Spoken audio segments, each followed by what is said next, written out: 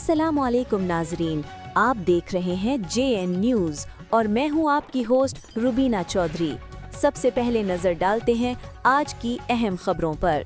शामिल करते हैं शहर कराची से bureau chief Ashraf Ali Khokhar. Pakistan ranger सेना ने खुफिया मालूमात की बुनियाद पर कार्रवाई करते हुए कराची के इलाके को रंगे से डकैती, स्ट्रीट क्राइम, मोटरसाइकिल चोरी और जेब तराशी की मुतअद्दिद वारदातों में मुलविस शोपी गैंग के 7 मुल्ज़िमान मोहम्मद जफर वल्द मोहम्मद असलम, साजन वल्द सांगी खान, मोहम्मद वकार वल्द गुलाम रसूल, दानियाल वल्द मोहम्मद इसाक, शाहजेब वल्द मोहम्मद बाबर, शाहिद वल्द मोहम्मद शफी और मोहम्मद इस्माइल वल्द मोहम्मद शफी को गिरफ्तार कर लिया। गिरफ्तार मुल्ज़िमान के कब्जा से 1 अदद गैर लाइसेंस पिस्तौल, बिमा गोलियां, 2 अदद खिलौना पिस्तौल, 8 अदद मोबाइल फोन, नकदी बरामद कर ली।